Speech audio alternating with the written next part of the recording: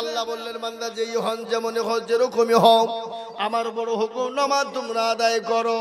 আল্লাহ কোরআনে বলেছে ইন্নাস সালাতা তানহা আনিল ফাহশাই ওয়াল মুনকার, একমাত্র মানুষকে খারাপি অন্যায় রাজনী অত্যাচার জুলুম নোংরামি বাটপারি থেকে বাঁচাতে পারবে নামাজ। নামাজ যদি নামাজ হয়, নামাজ যদি নামাজের মতো হয়, ওই নামাজ থেকে চতুর্দিক থেকে হেফাজত করবে।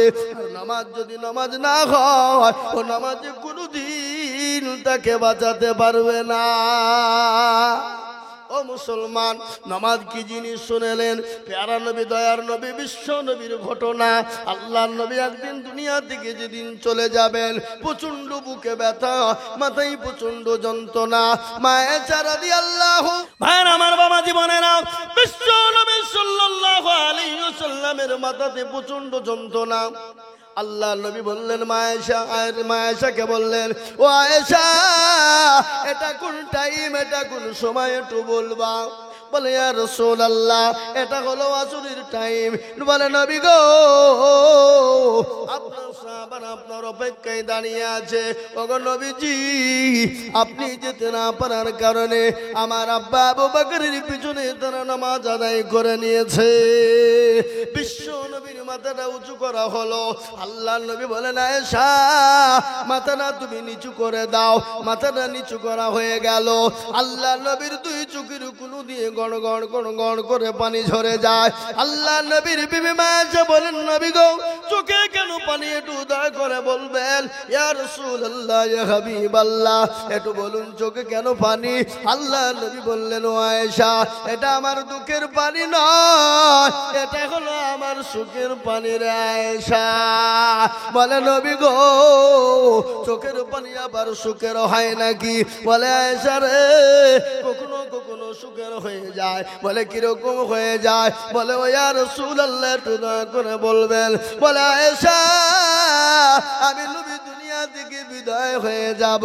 ও আয়েশা কান করে শুনে নাও, আমার উম্মত উম্মতি কিয়ামত পর্যন্ত তারা নামাজ আদায় করবে, আমার সাহাবারা নামাজ আদায় করবে।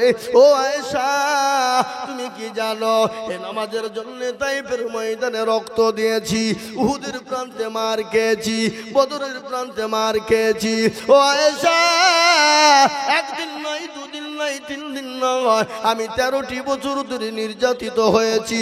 মক্কার জমিনে আমি নবীর উপর স্টিম রুলার চালিয়ে গেছে আবু জাহেল, আবু লাহাব, আবু জাহেল, আবু লাহাব, তারা আমার উপর স্টিম রুলার চালিয়েছে। আমার আল্লাহ বলে নবী গো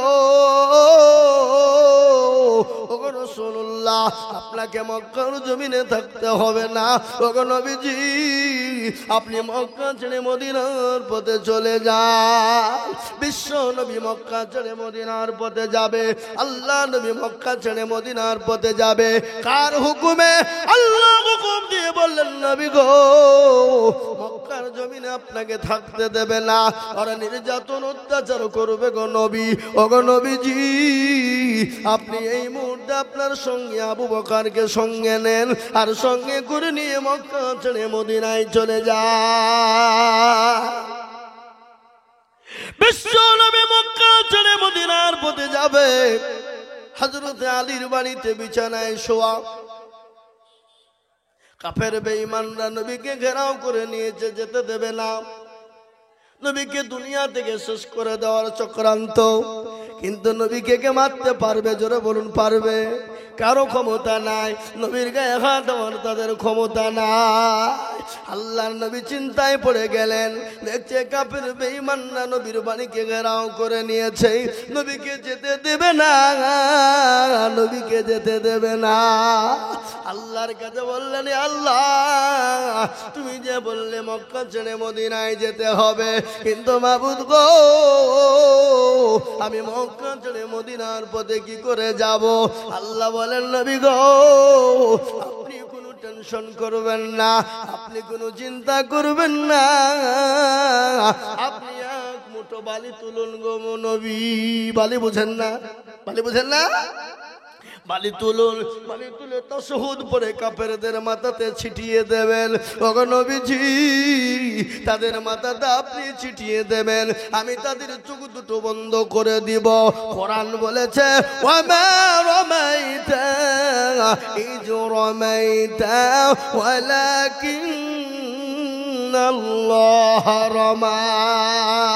নবী গো, আপনি বালি নিক্ষেপ করেছেন আর আমি আল্লাহ তাদের চোখ দুটো বন্ধ করে দিলাম। ওগো নবী, আপনি চলে যান। বিশ্ব নবী মক্কা ছেড়ে মদিনায় যাবে। খবর আছে না? আজ নবী গো আমার বানায়া বাজার হিজরত করিয়া চলেন মদিনায়। আজ নবী গো আমার ঘোড়ায়া বাজার শুয়ে আছে সোনার মদিনায়। আব্দুল্লাহর পৃষ্ঠ হতে মায়া মেনর করবে জন্ম নিলেন নবী মক্কাতে। আজ নবী গো আমার ভরায়া বাজার হিজরত করিয়া চলেন মদিনায়। আজ নবী গো আমার বানায়া বাজার শুয়ে আছে সোনার মদিনায়। নবী বলে হযরত আলী আছে বিছানা খালি। নবী বলে হযরত আলী আছে বিছানা খালি, আমার বিছানায় শুয়ে যাও। আজ নবী গো আমার ঘোড়ায়া বাজার হিজরত করিয়া চলেন মদিনায়। আজ নবী গো আমার বানায়া বাজার শুয়ে আছে সোনার মদিনায়।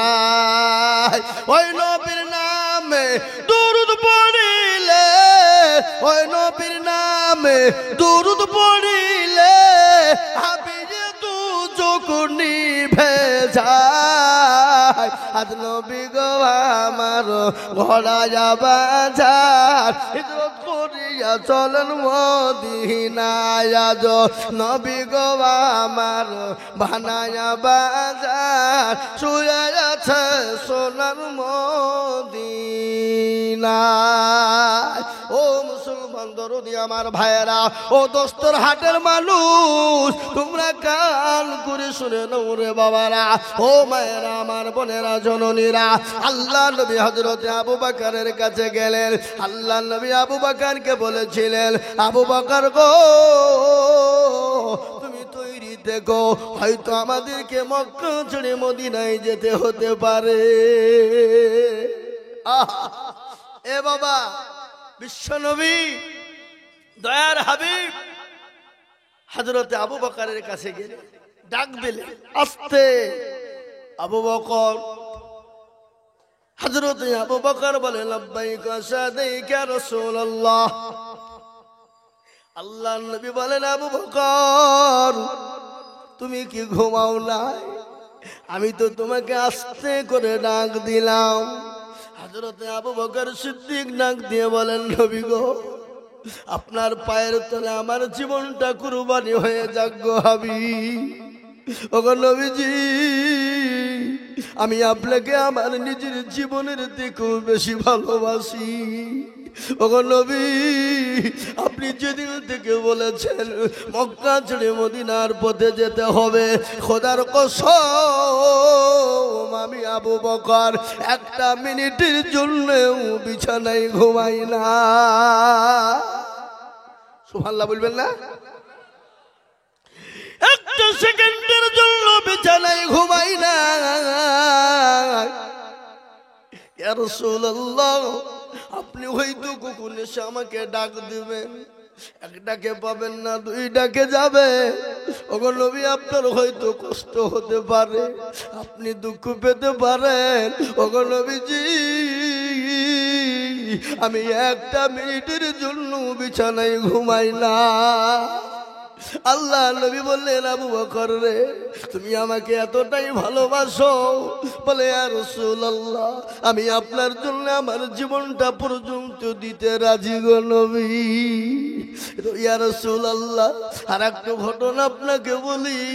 রাত্রি যখন গভীর হয়ে যায়, সবাই ঘুমিয়ে যায়, পশু পাখি সব ঘুমিয়ে পড়ে। ওগো নবীজি, আমি আপনার কথা ভাবতে ভাবতে আমার রাত কেটে যায়। আমি রাতের মধ্যে একটা মিনিটও আমি ঘুমাইতে পারি না। আমি আবু বকর কোথায়, আমার নবীজি কোথায় থাকবে? আর আমার নবীর উপর হয়তো কাফেররা আক্রমণ করবে। না গো নবী, আমি আপনাকে এতটাই মহব্বত করি, আপনার কথা ভাবতে ভাবতে আমার জীবনটা রাত্রি কেটে গোটা রাত কেটে যায়। বিশ্ব নবী বলেন, আবু বকর, আর মোটেও বিলম্ব করার দরকার নেই, চলো মক্কা ছেড়ে মদিনার পথে যাই। আল্লাহ নবী আবু বকরকে সঙ্গে করে নিয়ে যায়। যেতে যেতে যেতে যেতে রাস্তার মাঝে হয়ে গেল। রাস্তার গাছপালা, তরুলতা, পশু পাখি, জঙ্গলের যত পশু পাখি আছে জমিন পর্যন্ত হাউমাউ করে নবীর জন্য কাঁদতে লাগলো। বলো গো রাসূল, আমাদেরকে আপনি ইতিম করে দিয়ে চলে যাবেন? আল্লাহ নবী বলেন, ও গাছপালা, তরুলতা, পশু পাখি, শোনো, আমার মন চায় আমি আমার জমিন মক্কার জমিনে আমি থাকি, আমি আমার জন্মভূমিতে আমি থাকতে চাই। কিন্তু ও গাছপালা, তরুলতা, পশু পাখি, তোমরা শোনো, তোমরা সাক্ষী থাকো, ওই কাফের বেঈমান আবু জেহেল, আবু লাহাব, উতবা, সাইবা, তারা আমার উপর এত নির্যাতন করেছে। আমার মন চায় আমি কাবা শরীফের খিদমত করব, আমি নামাজ পড়ব, কিন্তু কাফের বেঈমান আমাকে থাকতে দিল না। বিশ্ব নবী বললেন, আবু বকর গো, চলো। আবু বকরকে সঙ্গে করে নিয়ে যায়। হযরতে আবু বকর কখনো ডানে, কখনো বায়ে, কখনো সামনে, কখনো পিছনে। আল্লাহর নবী বলেন, আবু বকর রে, ওরকম করে তুমি ছোটাছুটি করো কেন? বলে, ইয়া রাসূলুল্লাহ, আমি যখন পিছনের দিকে আসি মনে হয় কাফের বেঈমানরা আপনাকে পিছন থেকে আক্রমণ করবে। আমার যখন সামনে চলে যায় মনে হয় কাফের বেঈমানরা আপনাকে সামনে আক্রমণ করবে। ওগো নবীজি, আমার মনে হয় আপনি যখন ডানে যায় মনে হয় আপনাকে ডান থেকে আক্রমণ করবে। ওগো নবীজি, আমি যখন বামে যাই তখন মনে হয় কাফের বেঈমানরা বাম থেকে আক্রমণ করবে। কিন্তু নবী গো, আমি কেন ছুটাছুটি করে জানেন? ওই তীরখানা যদি আপনাকে আক্রমণ করে, ওই তীরটা আপনার গায়ে না লেগে আমি আবু বকরের গায়ে লেগে যায়। আল্লাহর নবী বললেন, আরে আবু বকর, জীবনের কোনো মায়া নাই, জীবনের কোনো মূল্য নাই, জীবনের কোনো দাম নাই। বলে, নবী গো, আমি আপনার জন্য জীবনটা দিতে প্রস্তুত। জোরে বলুন সুবহানাল্লাহ। বিশ্ব নবী বললেন, আবু বকর চলো। গজল, ও মুসলমান শুনুন, সাইয়েদে আলম নবীজি শাহে মদিনা, মদিনা যাইতে নবী হলেন রওয়ানা। ওরে কাফের মক্কা বাসী,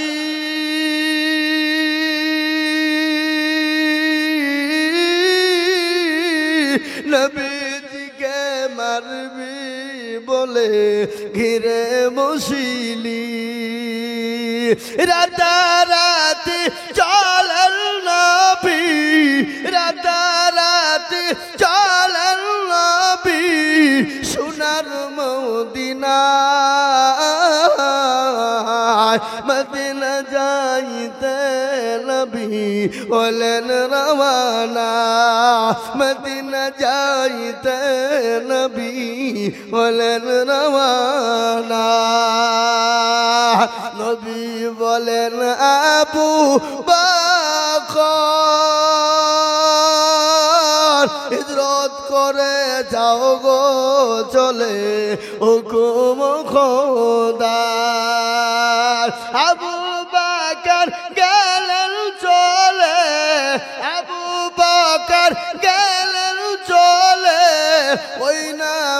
মদিনায় মদিনা যাইতে নবী হলেন রওয়ানা। ও মুসলমান দরদি, আল্লাহ নবী দয়ার নবী আবু বকরকে নিয়ে মক্কা ছেড়ে মদিনার পথে যেতে শুরু করলেন। সন্ধ্যাবেলা হয়ে গেল, সূর্য উঠে গেল।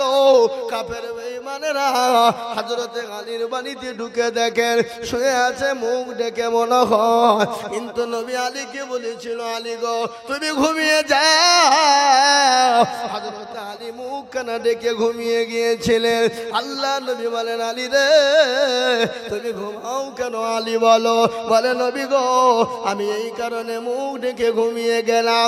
আমি যখন ঢুকে গেলাম কাফের বেঈমানরা ঘরের ভিতরে ঢুকে দেখবে মুহাম্মদ সাল্লাল্লাহু আলাইহি ওয়াসাল্লাম শুয়ে গর্দারে ছুরি চালিয়ে দেবে। যখন ছুরি চালিয়ে দেবে দু টুকরো হয়ে যাবে। কাপড় উঠিয়ে দেখবে মুহাম্মদ সাল্লাল্লাহু আলাইহি ওয়াসাল্লাম নেই, ইনি হলেন হযরতে আলী। ও ইয়া রাসূলুল্লাহ, কিয়ামতের ময়দানে আল্লাহ যখন বলবে আলী রে তুই কি করেছিস বল, বলে মাবুদ গো আমি কিছুই করতে পারি না। তোমার হাবিবুল্লাহ তোমার দোস্ত তোমার নবীর জন্য, তোমার প্যারা নবী দোস্তর জন্য আমি আলী আমার গর্দনটুকু দিতে পেরেছি গো নবী। আল্লাহ এই কে কথাটা বলতে পারবো? আল্লাহর নবী বলে আলী তুমি তোমার জীবনের কোনো দাম না। আল্লাহ নবীকে সাহাবারা এত ভালোবাসতেন, এত ভালোবেসেছিলেন, নিজের জীবনের থেকেও সাহাবারা আমার নবীকে বেশি ভালোবেসেছেন। কি গো বেসেছেন না বাসে না জোরে বলুন? সাহাবারা আল্লাহ নবীকে নিজের জীবনের থেকে বেশি ভালোবেসেছেন না বাসেন নাই? জোরে বলুন। একজন সাহাবা, কি নাম তার জানেন? হযরত সাদ রাদিয়াল্লাহু তাআলা আনহু। শুনলেন? হযরত সাদ এত কালো, দেখতে ভালো না, কালো কিচ্ছিত, ফুটগলা মোটা মোটা, কেউ তাকে কথা বলে না, ভালোবাসে না, কেউ তাকে ভালোবাসে। আল্লাহ নবীর সাহাবারা নবীকে কত ভালোবাসতেন, নবীও নিজের সাহাবাদেরকে নিজের জীবনের থেকে বেশি ভালোবেসেছেন। আল্লাহ নবীর বাড়ি খাবার হয় নাই, একদিন দুদিন তিন দিন করে, কিন্তু সাহাবাদের বাড়িতে আমার হাবিবুল্লাহ আমার নবীজি সাহাবাদের বাড়িতে খাবার বয়ে বয়ে তিনি দিয়েছে। ও মুসলমান দরদি, সাত চিঠিখানা নিয়ে চলে গেলেন কার বাড়ি? হযরতে আবু আইয়ুব আনসারীর বাড়িতে তিনি হাজির হয়ে গেলেন। বাড়ির দরজা গিয়ে লক করলেন। আবু আইয়ুব আনসারী তিনি বেরিয়ে আসলেন, বলে কে গো বাছা, কি তোমার নাম, কোথা থেকে এসেছ? সঙ্গে সঙ্গে চিঠিখানা দিয়ে দিলেন। চিঠিখানা পড়ে তিনি দেখলেন এই চিঠিখানা দিয়েছেন যিনি, তিনি হলেন বিশ্ব নবী। সুবহানাল্লাহ বলুন। বলুন তো বিশ্ব নবীর চিঠি ফেরত দিতে পারবে? কিন্তু ঘটনা শুনেন, বিটিকে পরীক্ষা করার জন্য আবু আইয়ুব কি করে, চিঠিখানা দিলেন। দেওয়ার পরে বললেন, বাবারে চিঠিখানা তো বিশ্ব নবী পাঠিয়েছে, তুমি চলে যাও, আমি তোমাকে পরে কথা বলবো, তুমি চলে যাও, চিঠিখানা নিয়ে চলে যাও। হযরতে সাদ রাদিয়াল্লাহু তাআলা আনহু মন ভাঙ্গা নিয়ে, অন্তর ভাঙ্গা নিয়ে চিঠি নিয়ে ফেরত চলে যায়। যেতে যেতে বলে, হাই রে মানুষ, আমি চিঠিখানা নিয়ে এলাম, নবীজি আমাকে বিবাহের জন্য পাঠিয়ে দিল, কিন্তু আমাকে বসতে বললো না, কথাও বললো না, চিঠিখানা নিয়ে আমাকে আবার ফিরিয়ে দিলে। কোন ধরনের মানুষ? মনটা ভেঙে গেল। যুবক মানুষ, মন তো ভাঙবে কিনা জোরে বলুন? বিবাহ যদি লেগে যায় আর বিবাহ যদি বারংবার ভেঙে যায়, বলুন তো সেই যুবকের মন ভাঙবে কিনা? ভাঙবে না? তার মানে সে কমজোরি কিছু আছে। তিনি চলে আসছেন মন ভাঙ্গা, বুক ভাঙ্গা, অন্তর ভাঙ্গা নিয়ে তিনি ফিরে আসছেন। ইতিমধ্যে বিটি ডাক দিয়ে বলে, আব্বা জান। বলে কে হলো রে আম্মা? বলে কে এসেছিল? বলে অমুক একজন এসেছিল, নবীর সাহাবা, চিঠিখানা নিয়ে এসেছিল। বলে কেন? বলে বিবাহর প্রস্তাব নিয়ে এসেছিল বলে প্রস্তাবটাকে পাঠিয়েছেন? বলে বিশ্ব নবী জনাবে মুহাম্মদুর রাসূলুল্লাহ সাল্লাল্লাহু তাআলা আলাইহি ওয়াসাল্লাম পাঠিয়েছেন। বলে আব্বা জান আপনি কি বলেছেন? বলে বিটি রে, তুমি এত সুন্দরী রমণী, এত সুন্দর তুমি দেখতে, ও বিটি আমি তোমার সঙ্গে কি করে বিবাহ দিব বলো? বলে বিটি যাকে মদিনার হুর বলা হয়, যাকে মদিনার হুর বলা হয়, তুমি এত সুন্দরী নারী, এত সুন্দরী, এত সুশিক্ষায় শিক্ষিত হলে তুমি, ও বিটি আমি বলো তোমার সঙ্গে কি করে বিবাহ দিব? সে তো কালো কিছি, দেখতে ভালো না, ঠোঁট গালা মোটা মোটা। সঙ্গে সঙ্গে বিটি বড় পরোজগারিনী, বিটি আল্লাহওয়ালি, বিটি বড় নামাজি, বিটি বড় দিনদার। সঙ্গে সঙ্গে বললেন আব্বা আপনি তাড়াতাড়ি করে যান, ওই মানুষকে আপনি ফিরিয়ে আনুন। বিশ্ব নবী জনাবে মুহাম্মদুর রাসূলুল্লাহ সাল্লাল্লাহু আলাইহি ওয়াসাল্লাম যখন চিঠি লিখে পাঠিয়েছেন, নিশ্চয় জানতে হবে তার ভিতরে ঈমান আছে, সে বড় পরোজগার মানুষ, দিনদার মানুষ, বড় ঈমানদার মানুষ। তার সম্পদ থাকুক আর নাই থাকুক, আমি তার সঙ্গেই বিবাহতে বন্ধনে জড়িত হব। সুবহানাল্লাহ বলুন। বিটি কাকে বলে? হযরত আবু আইয়ুব আনসারী বললেন বিটি রে আমি তো ফিরিয়ে দিই নাই, আমি তোমাকে পরীক্ষা করার জন্য, চেক করার জন্য আমি এই কাজটা করেছি। ও বিটি তুমি এই ছেলেকে বিবাহ করবে কি করবে না আমি তোমার কাছে শোনার জন্য চেষ্টা করলাম। সঙ্গে সঙ্গে আবু আইয়ুব আনসারী চলে গেলেন, সাদকে ডেকে আনলেন। আনার পরে বলে সাদ তাড়াতাড়ি করে বাড়ি আসো, আমার মেয়ে বিবাহের জন্য প্রস্তাব দিয়েছে। সঙ্গে সঙ্গে সাদ যখন হাসি মুখে চলে গেলেন, সাদকে বলা হলো সাদ তুমি তৈরি হয়ে যাও, তুমি তৈরি হও। হযরত সাদ রাদিয়াল্লাহু তাআলা আনহু চলে গেলেন, আনন্দ আত্মহারা, মন ভরে গেল, দিল ভরে গেল। এই বাবজি একে গো ইনি কে গো, এদিকে আপনি বসেন, বসেন এখন বসেন, লোকের বসেন। আপনি ওই আতর ঘষতে যে আতর মাখেনি কেউ নাকি? বসেন লোকের বসেন। ওই যখন লোকজন উঠবে আপনি ওখানে দাঁড়াবেন আর বলে বাবা দাঁড়ান, ঠেকিয়ে দিবেন, ঠিক আছে? ভাইরা আমার, বাবা জীবন আল্লাহ ওয়ালা দিন ওয়ালা ঈমান ওয়ালা। হযরত সাদ রাদিয়াল্লাহু তাআলা আনহু নবীর কাছে চলে গেল। নবীজি বললেন সাদ তুমি তৈরি হও, বিবাহের জন্য তৈরি হও। হযরত সাদ বললেন ইয়া রাসূলুল্লাহ আমি যে বিবাহ করব আমার কাছে দিল মোহর দেওয়ার মতন কিছু না। আল্লাহ নবী বলেন সাদ রে আমার জামাই উসমানের গনির কাছে চলে যাও। হযরত উসমান গনির কাছে যখন চলে গেল, হযরত উসমান গনি রাদিয়াল্লাহু তাআলা আনহু তার বিবাহের জন্য যা যা প্রয়োজনের জিনিস দিয়ে দিলেন। হযরত সাদ তিনি চলে গেলেন বাজার করার জন্য, বাজার করবে। ইতিমধ্যে খবর হয়ে গেল কে আছো মদিনার তরুণ যুবকেরা, ও মদিনার নওজওয়ানেরা, আজকে কি তোমাদের কাছে নবী থাকবে না? আজকে তোমাদের কাছে ইসলাম থাকবে না? আজকে তোমাদের কাছে নাকি দিন থাকবে না? আজকে দিনকে বাঁচাবে কারা? ইসলামকে বাঁচাবে কারা? সমস্ত সাহাবারা একে একে জমা হয়ে গেলেন। হযরত সাদ বিবাহের জন্য সামানপত্র কিনবে। ইতিমধ্যে কানে পৌঁছে গেল মদিনার বুকে আল্লাহ নবী ডাক দিয়েছে। আর তিনি দাঁড়াইতে পারলেন না, বিবাহের সমস্ত সামান কিনা বাদ দিয়ে দিলেন। তিনি তরবারি কিনলেন, ঢাল কিনে নিলেন। আর সাদ বললেন আরে যে মজলিসে যে বিবাহটা আমার নবী থাকবে না, যে বিবাহটা আমি সাদের রসুল থাকবে না, আর আমি নবীকে বাদ দিয়ে সাদ বিয়েও করব না, যে বলেছে হাবিবুল্লাহকে পাবো না, রসুলকে পাবো না, আমি সাহসে বিয়ে করতে পারবো না। হযরত সাদ তিনি বিবাহর বদলায় ঢাল তরবারি কিনে নিলেন, যাদের ময়দানে চলে যাবেন। কিন্তু তিনি বুঝতে পারলেন নবী তো চিনে ফেলবে, সাহাবারা চিনে ফেলবে। হযরত সাদ একখানা কালো কাপড় কিনে নিলেন, মুখকে সুন্দর করে পেঁচিয়ে নিলেন।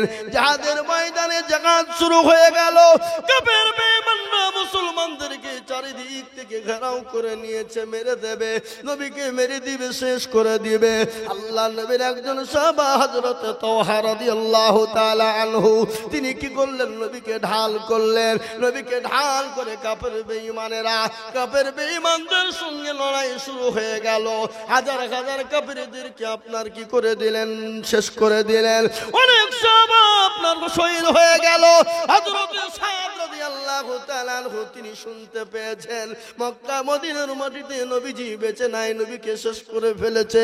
সাদের মাথা আর কিন্তু ঠিক না, মুখ ঢাকা ছিল, মুখ ঢাকা নিয়ে মদিনার জমিনে জাহাজের ময়দানে তরবারি ঢাল নিয়ে জাহাজ শুরু হয়ে গেল, তরবারি নিয়ে শুরু হয়ে গেল। কাফের বেঈমানদেরকে জাহান্নামের টিকি ধরিয়ে দিয়ে হযরত সাদ তিনি আপনার শহীদ হয়ে যায়। আল্লাহ নবীর সামনে হযরত তাওহা রাদিয়াল্লাহু তাআলা আনহু তিনি দাঁড়িয়ে গেলেন। কাফের বেঈমানরা হযরত তাওহার উপর আক্রমণ শুরু করে দিল। একটা নয়, দুটো নয়, হযরত তাওহা রাদিয়াল্লাহু তাআলা আনহুর গায়ে একটা নয় 80টা আপনার তরবারির আঘাত করা হয়েছিল, এমনকি 70টা তীর আঘাত করা হয়েছিল। ও মুসলমান, মুসলমান শুনেলেন, আল্লাহ নবীর সাহাবারা এরকম ঘটনা দেখলেন। আল্লাহ নবী সাল্লাল্লাহু আলাইহি সাল্লামের সমস্ত সাহাবারা কাফেরদেরকে শহীদ জাহান্নামে পাঠিয়ে দিলেন। অনেক সাহাবারা পর্যন্ত শহীদ হয়ে গেল। যাদের ময়দানে মুসলমানদের দামামা বেজে গেল। ইতিমধ্যে নবী বলেন, ও সাহাবারা, সমস্ত লাশগুলোকে তোমরা এক জায়গায় করো। সমস্ত লাশগুলোকে এক জায়গায় একত্রিত করা হলো। কিন্তু মুসলমান একজন সাহাবা এসে বলেন, নবী গো, একজন সাহাবাকে দেখলাম কালো রুমাল জড়ে মুখ পেঁচে জানে কে বসে আছে। আল্লাহ নবী বলে, খোঁজ না। গিয়ে খোঁজ নিয়ে দেখছেন হযরত সাদ রাদিয়াল্লাহু তাআলা আনহু তিনি শহীদ হয়ে গেছে। বিশ্ব নবীর কাছে যখন খবরটা দেওয়া হলো, আল্লাহ নবী বসা ছিলেন, খাড়া হয়ে গেল। আল্লাহ নবী দাঁড়িয়ে চোখ দিয়ে ঝরঝর করে পানি ঝরে যায়। বলে, সাদ রে, নিজের জীবনের কোনো মায়া নাই, নিজের জীবনের কোনো দাম নাই। তোমার কালকে বিবাহ, তোমাকে বিবাহর সামান কিনতে পাঠানো হলো। তুমি নবীকে এতটাই ভালোবাসো যে নিজের জীবন পর্যন্ত বিবাহ না করে নিজের জীবন পর্যন্ত তুমি দিয়ে দিলে রে সাদ। আল্লাহ নবী বললেন, ও সাহাবারা, সমস্ত সাহাবাদেরকে দাফন কাফনের ব্যবস্থা করো। হযরত সাদকে দাফন করার জন্য আল্লাহ নবী সাল্লাল্লাহু আলাইহি ওয়াসাল্লাম নিজে গেলেন। ইতিমধ্যে সাদের দিকে লক্ষ্য করলেন, আর আল্লাহ নবী মুচকি হেসে দিলেন। সাহাবারা বলেন, নবী গো, আপনি মুচকি কেন হাসলেন? বলে, ও সাহাবারা বললেন, নবী আপনি মুচকি কেন হাসলেন? বলে, ও সাহাবারা শোনো, আমি সাদকে যখন মাটি দেওয়ার জন্য আমি যখন ওই কবরস্থানের দিকে আগিয়ে নিয়ে যাই, আমি দেখি জান্নাতের হুরেরা আমার সাদকে নিয়ে টানাটানি করতেছে। জোরে বলে সুবহানাল্লাহ।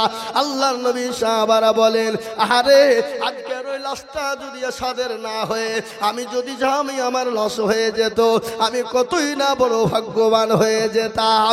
হাদিসের মধ্যে এসেছে, নবী বললেন, লা ইউমিনু আহাদুকুম হাত্তা আকুনা হাব্বা ইলাই মিন ওয়ালিদিহি ওয়া ওয়ালাদিহি ওয়ান নাসি আজমাইন। ওই ব্যক্তি সবথেকে পরহেজগার, দিনদার, ইমানদার, যে তার নিজের জীবনের থেকে আল্লাহ তার রাসূলকে জীবনের থেকে বেশি ভালোবাসে। তাই একবার সকলেই হাত উঁচু করে বলবো, হুজুর গো, পৃথিবীর জমিনে যতদিন থাকবো আল্লাহ তার রাসূলকে নিজের জীবনের থেকে বেশি ভালোবাসবো। একটু হাতটা উঁচু করে দিয়ে বলুন ইনশাআল্লাহ। অনেকেই তুলল না, এই আপনি মাইকে সাউন্ড কমাইছেন নাকি? ওই কমাইছেন কেন? দেন। হাই হাই হাই, দেখো তো মুসলমান, অনেকে তুললো অনেকে তুললো না। আর মনে করছে দেখো তুলতে বলা মানেই বিপদ ডাইনি নাকি? এই ভাই, যে তুললো সে জিতলো, যে তুললো জিতলো, আর যে তুললো না কি হইলো জোরে বলুন? হেরে গেল। আপনারা কি বলেন, হেরে গেল না জিতে গেল বলেন? হেরে গেল বলেন তো? তো দোস্তরা হাটের বড় মানুষ চালাক, কেউ হাত তুললো কেউ তুললো না, কিন্তু যে তুলে দিল সে জিতলো, যে তুললো না সে হেরে গেল। বলে মৌলবি ঠকাবে অত সহজ? বদনা চিনেন তো আপনারা? বদনা চিনেন? বদনা এই করে পানি নিয়ে মাঠে গেছে কি করতে? পায়খানা করবো বুঝলি, তো পায়খানা করে পানি খরচ করতে গিয়ে দেখছে বদনা ফুটু, পানি সব পড়ে গেছে। হাই হাই হাই, কি হইল এটা? পানি শেষ। কালকে আয়োজন মৌলবি ঠকাইতে পারলো না, আর বদনা তুই ঠকিয়ে ফেললি। তো দাঁড়া, কালকে কি করে ঠকাস আবার দেখবো। ও আবার তারপরের দিন বদনাই করে পানি নিয়ে যাবে, যে আজকে আগে পানি খরচ করব তারপরে পায়খানা ফিরবো। তুই দেখি ঠকাস কি করি। এ বাবা, আজ ঠকলো না জিতলো? আজ ঠকলো। তো যারা হাত তুললো তারা জিতলো, যারা তুললো না তারা ঠকলো। আর একবার আমি আপনাদেরকে বলবো, হুজুর গো, পৃথিবীতে যতদিন থাকবো আল্লাহ তার রাসূলকে নিজের জীবনের থেকেও বেশি ভালোবাসবো। একবার হাত তুলে বলে না রে তুমি নামা। তার মধ্যে এখনো কিছু লোক আধখান তুলেছে, আধখান তুলেনি। ও মনে করছে মৌলবি তুল দেখতে পাবে না। বাবা, মৌলবি দেখতে পাবে না ঠিক, কিন্তু যেটা দেখে না সেটা দেখে কে? যেটা কেউ জানে না সেটা জানে কে? যেটা কেউ বুঝে না সেটা বুঝে কে?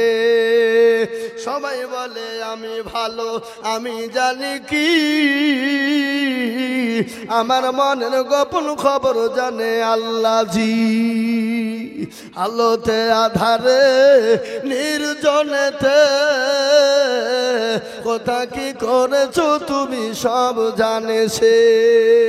তাহারি চোখেতে কেউ যাবে না পাখি, আমি জানি কি। ও মুসলমান গো, সকলকে পাকে দেওয়া যাবে কিন্তু আল্লাহকে পাকে দেওয়া যাবে না। সকলের কাছে চালাকি চলবে কিন্তু আমার আল্লাহর কাছে চালাকি চলবে না। কেউ দেখতে পাবে না, আল্লাহ দেখতে পায়। কিন্তু যারা হাতটা তুললেন তারা জিতে গেলেন, তুললেন না তারা ঠকে গেলেন। কোরআন তার প্রমাণে দেখেন, কোরআন আল্লাহ বললেন আলিয়াহুমা নাকুতিমু আলা আফওয়াইহিম ওয়া তুকাল্লিমুনা আইদিহিম ওয়া তাশহাদু ورجلهم بما كانوا يكسبون। কিয়ামতের দিন জবানে তালা মেরে দেবে, হাতকে বলবে হাত রে তোকে কোন কাজে ব্যয় করেছিল বল। হাত বলবে মাবুদ গো, দস্তরঘাটে জালসায় আজিজুল হক বলেছিল কারা আল্লাহর প্রেমিক, নবীর প্রেমিক, দিনের প্রেমিক, ইসলামের প্রেমিক বলো। হাতটা তোলো যারা, এই হাতের বদলা আল্লাহ জাহান্নামটাকে হারাম করে দিবে, জান্নাতকে ওয়াজিব করে দেবে। ও মুসলমান, আজকে গোরস্থানের উন্নতি কল্পে জালসা, আজকে পেছনেই গোরস্থান রয়েছে বাপ। এই গোরস্থানে অনেকের মা শুয়ে আছে, অনেকের জনম দুঃখেনি মা, অনেকের বাপ শুয়ে আছে, অনেকের কলেজের সন্তান শুয়ে আছে, অনেকের ভাই শুয়ে আছে, অনেকের মেয়ে শুয়ে আছে, অনেকের বোন শুয়ে আছে। আছে না নাই? এই কথা বলেন। আর ওই কবরে প্রতিদিন ডাকছে, ডাকে না? কি গো, প্রতিদিন কবর ডাকে, বলে আমি কিড়ামাকুড়ের ঘর, আমি পোকামাকুড়ের ঘর, আমি কাউকে চিনি না, আমি চিনি আল্লাযীনা আমানু ওয়া আমিলুস সলিহাত। ভালো আমল করবা যারা, আমি কবর তাদের সঙ্গে ভালো ব্যবহার করব। আমি কাউকে চিনি না, আমি খালি আমল আর আমল চিনি। আর ওই কবরে প্রতিদিন ডাকে, ডাকে না গো? এই কথা বলেন। কারো ভরসায় আছো রে মন কিসের এত মায়া এত সাদের বাড়ি তোমার ভেঙে যাবে বাসা ও তোর গনা যৌবন ফুরায়া যাবে যৌবনে লাগবে ভাটি ওই যে ডাকিতেছে তোমায় কবরের মাটি ওই যে ডাকিতেছে তোমায় কবরের মাটি সন্ধ্যার আগে যেদিন ডুবিবে বেলা সন্ধ্যার আগে যেদিন ডুবিবে বেলা এক পলকে ভেঙ্গে যাবে তোমায় রঙ্গেরি মেলা ও কারে তুমি ধমক দিবা কার মাথায় ভাঙবা লাঠি ওই যে ডাকিতেছে তোমায় কবরের মাটি খবর পেয়ে আসবে আতি ও সহজ খবর পেয়ে আসবে আতি ও সহজ তোমার চারি পাশ বৈশা তারা করিবে কান্দন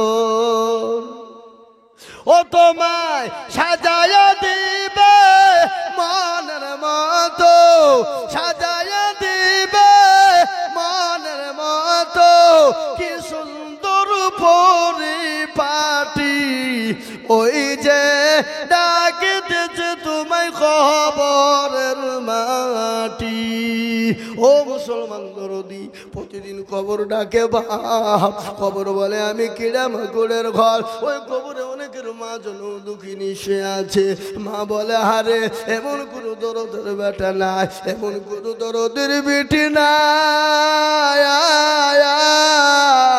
একটু কবরে রাজা না মা ভয়ে যাবে আর কবর এত বড় কঠিন আমার নবী বলে গেলেন আমার উম্মতি একবার যদি জানতো মানুষ মরে গেলে জীবনেও কোনোদিন কবরে রাখতো না কবর এত কঠিন ওই কবরে যত পাখির নাই তাকিয়ে তাকিয়ে দেখছে তাই কবরের উন্নতি কল্পে জালসা আল্লাহর নবী বলেন আউয়ালু মানাজিলা মানজিলুল কবর কবর হলো আসল ঘর তাই আমি আপনাদেরকে বলবো এই কবরস্থানকে তৈরি করার জন্য এই কবরস্থানকে তৈরি করার জন্য আমি আপনাদের কাছে একটু হাত পেতে দেব আমি আজিজুল হক সারা পশ্চিম বাংলা নয় আসাম ত্রিপুরা মেঘালয় মণিপুর উড়িষ্যা বিহার ঝাড়খণ্ড পশ্চিম বাংলা বাংলাদেশ পর্যন্ত আমি মানুষের কাছে হাত পেতে চাই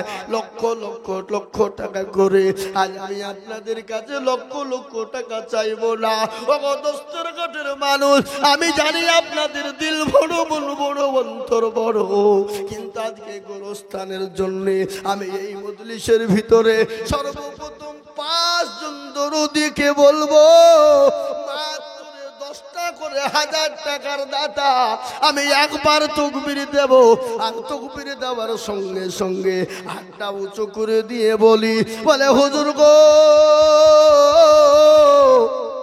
আমার কাছে জান আছে মাল নাই আমি পরে অল্প অল্প করে দিয়ে শোধ করে দেব আস্তে আস্তে শোধ করে দেব আমি মাত্র 10,000 করে 5 জন দরদিকে দেখতে চাই আমি একবার তাকবীর দেব আর তাকবীর দেওয়ার সঙ্গে সঙ্গে 10,000 টাকার দাতা বলে হুজুর আমার মা চলে গেছে জনম দুঃখিনী মায়া কবরে শুয়ে আছে যে মা নদীর গর্ভে করে নিয়ে বেরিয়েছে যে মা 1 নয় 2 নয় বুকের স্তনের দুধ খাইয়ে মানুষ করেছে সেই মা আজকে কবরে তাকায় সেই মায়ের নামে আমি 10,000 করে 5 জন দরদিকে বলবো সর্বপ্রথম তকবীর দেব, তকবীর দেওয়ার সঙ্গে সঙ্গে মাত্র 10,000 টাকার দাতা। আমি জানি দোস্তের ঘাটের মানুষের দিল বড়, মন বড়, অন্তর বড়। এদেশে 20,000, 25,000, 50,000 টাকা দেওয়ার লোক আছে, কিন্তু আমি চাইবো না। আমি 10,000 করে 5 জনের কাছে দেখতে চাই। একবার তকবীর দিয়ে বলি নারে তাকবীর। ইনশাআল্লাহ এই মজলিসের ভিতরে ডানে পায়ে পিছনে সামনে ওপরে নিচে সর্বপ্রথম একজন দরদি একটু হাত উঁচু করে দিয়ে বলুন 10,000 টাকার দাতা। কি নাই? এমন কোন মিস্ত্রি ভাই? দোস্তর হাতে লাগাতে প্রচুর মিস্ত্রি আছে, কিন্তু আছে না নাই? যারা বলুন আছে না নাই? অনেক মিস্ত্রি ভাই আছে। এই গোরস্থানের জন্য বহু টাকা বহু দিকে চলে যায়, বিবি বাচ্চা ছেলে মেয়ের পিছনে যায়, আত্মীয় স্বজনের পিছনে যায়, বন্ধু বান্ধবের পিছনে যায়, ডাক্তারের দোকানে যায়। আমি আপনাদের কাছে বলবো সর্বপ্রথম এতগুলা মানুষের মধ্যে থেকে একটা ভাগ্যবান আল্লাহর দরদি বান্দা নাই? বলে হুজুর আমার কাছে জান আছে কিন্তু মাল নাই। আমি পরে অল্প অল্প অল্প অল্প করে দিয়ে দিয়ে শোধ করে দেব। তাই সর্বপ্রথম একজন দরদি একটু হাতটা উঁচু করে বলুন দেখি ইনশাআল্লাহ।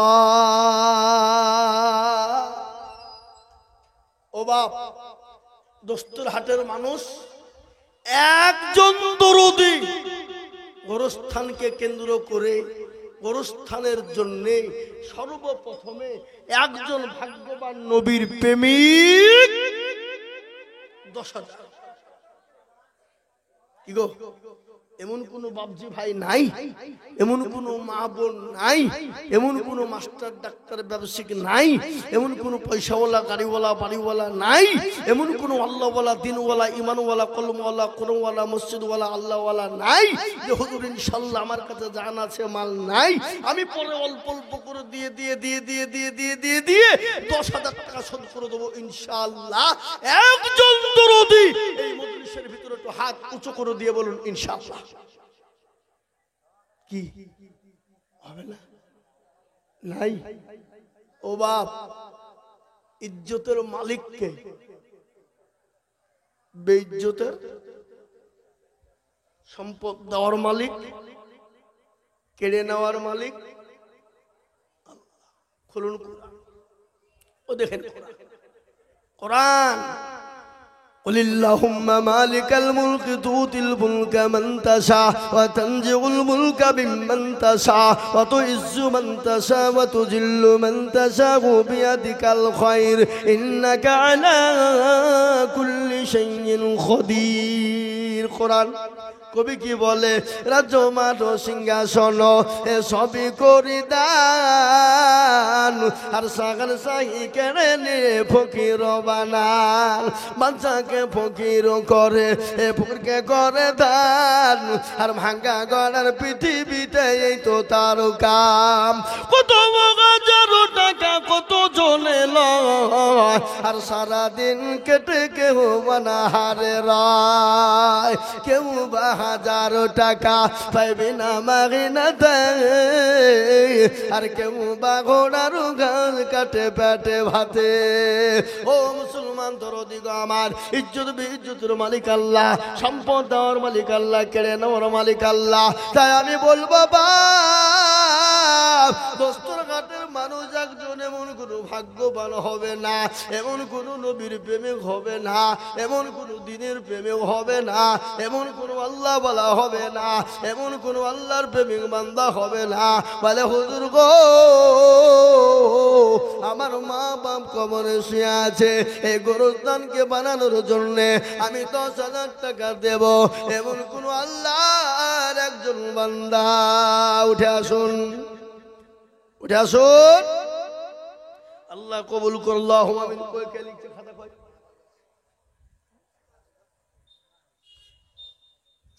আসলে একটু মুসাফা করি। কি নাম?